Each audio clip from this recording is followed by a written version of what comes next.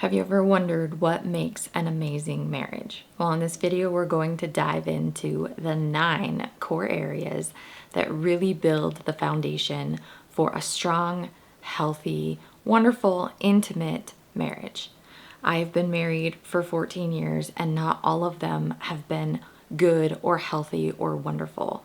I have experienced a marriage that was so on the other side of this. So having been married and to the same man for 14 years and knowing what it looked like when we didn't have these elements and how much of a struggle and how much pain and fighting and chaos that it caused within our marriage, and then knowing what it looks like on the other side of it and having these elements that really do define it and make it healthy and make it thriving and make it beautiful for what it is today.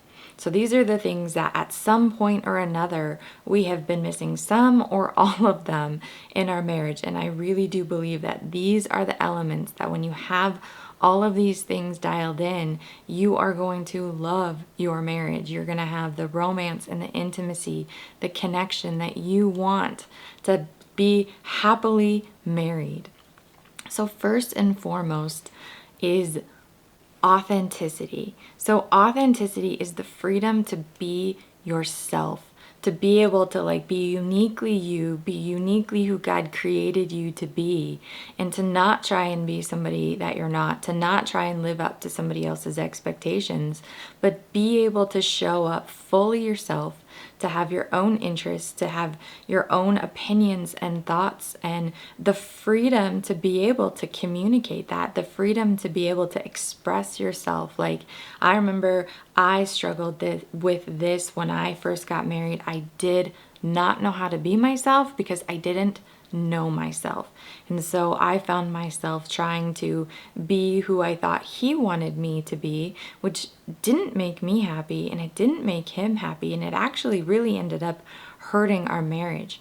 And so it took us both taking some time to really understand who were we as individuals, who were we as adults, and without needing to cater to the other person, to just be fully ourselves and to embrace that and to love each other no matter what for who we brought to the table.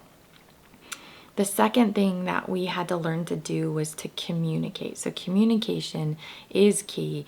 This is the ability to express how you're feeling, the ability to say, this bothers me, or this is what I think about this, and not just to fight about it, but to really just productively work through conflict, productively work through issues, and being as good of a listener as we are as expressing our own ideas and feelings. But being able to work through struggles and frustrations and conflict, because you're going to have that. That is what's really going to push you through, and you're not just fighting and having a big blow up and then just brushing it under the rug and then just moving on like it never happened. You're actually dealing with the root of the issues because you know how to talk about it. You know how to listen to each other. You know how to understand the other person's point of view. It takes humility, it takes forgiveness, it takes grace to, it takes God's strength and mercy and guidance in our marriage to help and guide us through those difficult seasons, and to really try and understand what the other person is saying, where they're coming from, but also being able to communicate on our end as well. And when there's conflict or there's things that are bothering us, not doing the silent treatment, not just ignoring the situation, not brushing it under the rug, but really addressing the root of issues so that they don't continue to take root and build anger and build bitterness into your marriage, because that's exactly what conflict does when we don't address it and when we don't work through it. It just creates a stronger and stronger foothold in our marriage. It creates walls. And that ends up causing so much more pain and destruction down the road if we don't deal with it at the root. The next thing that we had to learn how to do was to trust each other. So knowing that we are on the same team, we are for each other, we want the best for each other, we are not against each other, we love each other. So it is giving each other the benefit of the doubt, allowing each other to make decisions and to trust that they are doing it for the good of the marriage, for the good of the family, for the good of each other. It is not, guilty until proven innocent. It is always innocent until proven guilty. And really knowing that, you have each other's best interests at heart, that when, your spouse says that they're going to do something, you are trusting that they are going to follow through on what they said. They are going to do it. They might do it differently than you. They might do it in a way that you don't agree with, but you are trusting that they are going to do it. They are going to do it their way. And you guys are on the same team. And when you're dealing with conflict or when you're dealing with a stressful situation, that again, it is the two of you against the world, against, the hardships and the struggles of life. It's not the two of you conflicting and fighting and butting heads against each other. The next thing is unity. So doing things in unity together, being on the same page, having goals and a mission that you are working towards. So this is unity in your finances. This was a big one for us. We did not have unity in our finances. He wanted to do it one way, I wanted to do it another, and we were butting heads all the time. And that was a struggle for us until we finally learned how to talk about our finances, how to set goals together on our finances, to know what we were working towards, to have clarity around that, and to be able to get on the same page together and both agree to work in the same direction toward the same goal. And that really, the Bible says unity commands a blessing. So that's not only unity in our finances, but it's unity in how we raise our family, and it's unity in how we approach our kids, and it's unity in how we make decisions, where we each have the freedom and the space to speak up and to say our opinion and to say what we believe. But then we are both going to come to an agreement, and we are both going to commit to that agreement going forward. And with that, there is a blessing that comes with that. There's traction and there's forward movement, and that's how we achieve our goals. That's how we, find success in the different areas of our life, is by being together in unity. The next thing is encouragement and support. So life gets hard, right? Like, we have things that come at us, whether it's anxiety or depression or addiction or grief or mourning or illness. Life just has its challenges that are going to continually come at us. There's times where we're doubting our self-worth and doubting what we bring to the table. And through the tough seasons, through the new dreams, through the new adventures, through the new, just the things that we're pursuing, that we are encouraging and supporting each other along the way, and knowing that no matter what, it's like we want the best for each other. We don't want to bring each other down. We don't want to inhibit each other's growth. We don't want to kill each other's dreams. Like, regardless of what is going on, we're going to love each other and support each other and encouraging. We're going to speak life. The Holy Spirit is there to do the convicting. Like, our job is to speak life and to show grace and love through the good seasons and through the hard seasons. The next one is vulnerability. So being able to be vulnerable with each other and to know that we're not always going to get it right. We are going to mess up. We're going to have fears. We're going to have doubts. We're going to have disagreements. But your marriage can be a place where you can truly be yourself, and it is a safe place. Like, talking with your spouse, airing your frustrations or your thoughts or your fears or your concerns or your dreams, whatever it is, that should be the safest place for you to just be completely vulnerable with them emotionally, with them physically, with them spiritually, like to really let them in to that inner part of your soul. And this for me was a very, very hard one. I came in with walls built up. I came in callous. That's just part of how I was raised. And so learning to break down those walls and learning to allow vulnerability into my heart and into my marriage. One, I saw how much it killed the intimacy, it killed the trust. It really, me not being vulnerable, me struggling to be vulnerable, absolutely hurt our marriage. And so learning how to do that, I have seen how much life that has given our marriage, how much intimacy it has given our marriage. And it's scary and it's hard and it doesn't happen overnight, and there's internal work to do and there's walls to break down. But through God's grace and his forgiveness and him just leading me into that, he taught me how to let that stuff go and to really allow genuine connection and love with my husband to come in. But it took a few years to really learn how to do that. But it has been so worth it, and it has absolutely made our marriage stronger, healthier, and just more fulfilling in general. The next thing is that we learned how to do is fun and friendship, of just learning how to have fun together, to laugh together, to just enjoy being with each other, to enjoy each other's company.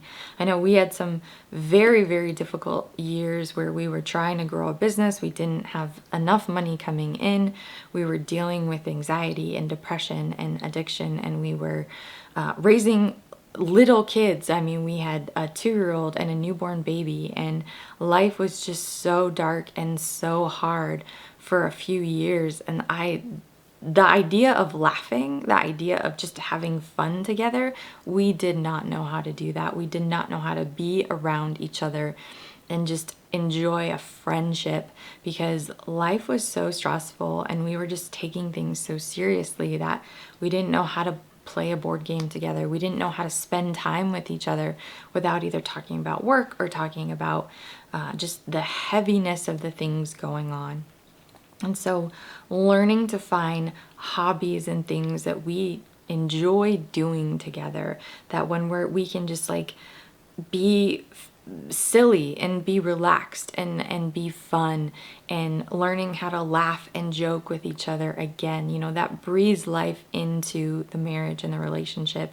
And it just makes it, honestly affected our family in a huge way, of if us learning how to have fun together, and then us being able to have fun together as a family unit. And it has really just brought so much more joy into the mix. And it took time to figure out, what do we like to do together? Because we are different, if we're both being like 100% ourselves and being authentic, like he likes some things and I like some other things, and they're totally different. But finding that common ground of how can we spend time together in a way that we both enjoy and we both get something out of it, that has been very life-giving for us and for our marriage. And then with that, the 8th thing is quality time. So making our marriage and making spending time together a priority, because if we just let the schedule dictate our marriage, we would hardly ever see each other, because between work and meetings and the kids' schedules and what we're doing, like with church or with friends or projects or hunting or whatever it is going on, it's a lot of times we're going in different directions and we're on different schedules, and we have to intentionally prioritize time for ourselves. So we do this by, one, making sure that at least a few different times a year we get away together. We do like a kid-free weekend. We're either at home or we're out of town, and we're going to dinner and we're having fun and we're hiking and we're playing games, and we're just having 2 days of just time with each other, with no distractions, with no cell phone, with no social media, with no kids, with no in-laws. Like, it is just time. And that time for our marriage is so life-giving. It helps us get back on the same page. It helps us just reignite just passion and love into our marriage that carries us through another difficult or busy season. And then also just prioritizing time together every week and even every day, whether it's just taking, putting the phones down, and just at night before bed, instead of watching TV, we're hanging out and we're, snuggling together, or we're having a conversation together without distractions or interruptions. And it takes intentionality, but we know that our marriage is important. And if we don't protect our marriage, if we don't be intentional about making sure that it is as healthy and thriving as possible, it's going to deteriorate. It's not going to be able to sustain itself. So prioritizing quality time is absolutely key. And then the ninth and final point is just affection and intimacy. So it is physical affection, it is emotional affection, it is spiritual affection. I mean, it is being connected, body, soul, and spirit. It is knowing that the two have become one, and there is no shame in that. It is knowing that when we have all of these other areas, when we're making quality time, when we're being authentic, when we're being vulnerable, when we're supporting each other, when we're, spending time together, and we're friends, and we're laughing, and we're communicating, and we're working through issues, that's creating a level of emotional intimacy of just like one soul to another. And then that bleeds over into a physical intimacy, because emotional intimacy absolutely affects your physical intimacy. And so you can't have one without the other. And they're so connected. And that was a huge, just like mind transformation for me, to realize that that emotional intimacy and all of these other areas really do build the foundation for just an amazing physical intimacy, and just being connected with my husband in a way that God designed, that he intended. He didn't intend for us to be angry or bitter or anxious or busy or distracted. That is not what he wanted for our marriage. And so we have to fight for that. We have to prioritize that. And having a healthy marriage doesn't mean that it's perfect. It doesn't mean that you don't fight. It doesn't mean that you don't go through tough seasons. But what it means is you know what to do. You understand the triggers. You know, when it's slipping, you have a pulse on it, and you're being active and intentional to always protect it. It's a daily fight. It is something that we can't just put on the back burner. We can't just let it, sustain itself, because it won't.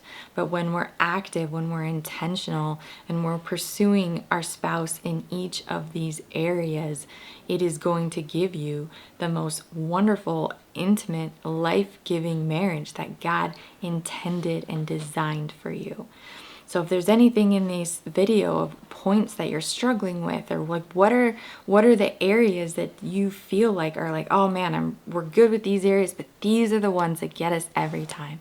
Leave it in the comments below, or any other questions or thought that you had about this video, or areas where you feel like what keeps you from having the marriage that you feel like God intended for you.